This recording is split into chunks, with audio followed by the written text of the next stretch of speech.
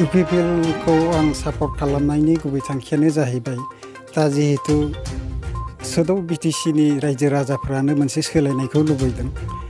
खारन मानो सोलायनायखौ लुबैदों हयथ' बेखौ गासैबो रायजो राजाफ्रानो मिथिगौ आरो आंबो मिथिगौ खारन बिटिसिआव माखासे दुर्नीतिफोरा सोलिदों आरो बिथांमोननि जिथु मावनाय दांनायफोरा माने रायजो राजाजों बाखनाय जायाखै मोजां जायाखै आरो दा आं इउपिपिएलआव फैनायनि गुबै खारनानो जाहैबाय जेनेबा दा बिटिआर सुक्तिनि उनाव जिथु प्रमद बर' सारनि जिथु जनप्रियता बेयो लोब लोब बारायदों आरो बिथांनि नीति आदर्शखौ नुनानै हयथ' दिनै बिटिसिनि खना खनला गोबां मानसिफोरा दिनै इउपिपिएलआव जइन जादों आरो थिग बिदिनो आंबो माने दिनै बिपिएफखौ गारनानै इउपिपिएलआव जइन जाबाय आरो आंल' नङा जेनेबा आं बायदि गोबां बिपिएफ कर्मिफोराबो हयथ' दिनै इउपिपिएलआव जइन जागासिनो दं आरो हयथ' आसा खालामो इयुनावबो गासैबो बिपिएफनि कर्मिफ्रा माने फैनानै इउपिपिएलआव जइन जागोन आरोखि बिपिएफआव आसलते आं 2009आव मोनसे खारिजा बिजिनि हिसाबै मोनसेल' प्राइमारि दंमोन बे समाव आं इयथ कमिटिनि प्रेसिडेन्ट जादोंमोन बेहाय आं खुब सम्भब 6 माससोल' जानो मोन्दों आरो बिनि उनाव आंखौ पेरेन्ट बडियाव लाना थांदों पेरेन्ट बडियाव आं मोननै टार्म माने 2010निफ्राय 2014सिम आङो माने बिपिएफनि प्राइमारि लेभेलनि आफादगिरि जानानै दंमोन आरो बिनि उनाव नै दाख्लिसिम जेनेबा आं इउपिपिएलआव जइन जानाय समसिमहालागै आं माने सालबारि जिल्ला साब डिभिजननि आन्दाराव एसटि बर्डनि आं सोद्रोमामोन आरोखि बिपिएफखौ नागारनानै इउपिपिएलआव जगदान खालामनायनि गुबै जाहोनानो जाहैबाय दिनै मानसिफोरा बा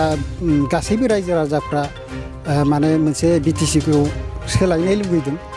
आरो बे सोलायनाय लुबैनायाथ' आंनिल' खोथा नङा दिनै बिटिसिनि गासैबो खना खनला रायजो राजाफ्रा खुनु जाति जनगोष्ठीनि फाराग गैयाजासे माने सोलायनायखौ लुबैदों आरो बिथां प्रमद बर' सारनि जिथु नीति आदर्श बेखौ मोजां मोनदों बेनिखायनो दिनै इउपिपिएलआव गोबां मानसिफोरा जइन जादों आंबो जादों आरोखि फैबाय थानाय बिटिसि बिसायख'थियाव इउपिपिएलआ दि सरकार दागोन बे 100% नंगौ खारन दिनै प्रमद बर' सारनि जिथु नीति आदर्शखौ बयबो मोजां मोनदों बेहाय खुनु जाति जनगोष्ठीयानो नासयाजासे दिनै बयबो इउपिपिएलखौनो मदद खालामदों आरो थिग बिदिनो बुंनो थाङोबाथ' दिनै बिपिएफनिफ्राय फेर मारिनो हानाय इउपिपिएलजों फेर मारिनो हानाय जिथु बेबस्था बेखौ नुहुराखै आरोखि आं दा बे समाव आं बेखौनो बुंनो सानोदि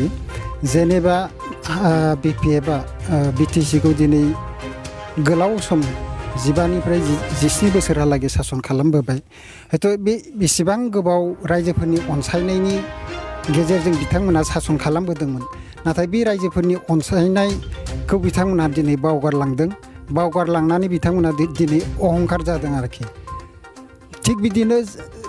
बाथ्रायावनो दङ अहंखार जायोबा माने गोग्लैसोनाय मोनसे राव दङ थिग बिदिनो आं मोनसे उदाहरन होनो हायो जेनेबा भारत सरकार जेनेबा भारतखौ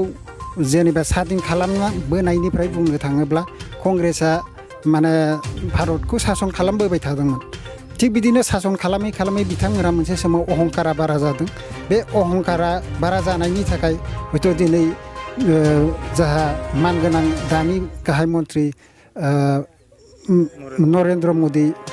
सारा मोनसे सोलायनाय दोहौ लाबोदों आरो बे बिथांनि सोलायनाय दोहौ लाबोनायनि जाउनाव दिनै दुलाराय भारतबर्षआवनो हयथ' कंग्रेसआ माने सिंस्रि बायनाय रखम जानानै मदि सारा माने गफियायै भारतखौ सासन खालामबाय दं दैदेनबाय दं आसा खालामदों जोंबो माने नैबे बिटिसि बिसायख'थियाव माने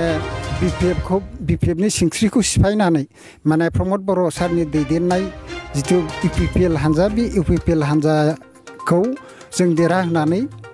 सरकार दाहोनांगौ आरोखि थारमाने अहंकारफोरखौ होखारनानै जोङो मोजां साननो हनो हानाय गोरिब गुन्द्रा गासैखौबो नोजोर होनो हानाय बेबायदि दैदेनगिरिसो जों नागिरदों आरोखि दा आसा खालामो आं दिनै बे नोंथांमोननि मिडियानि गेजेरजों जोंनि बिटिसि ओनसोलनि गासैबो रायजो राजा गोरिब गुन्द्रा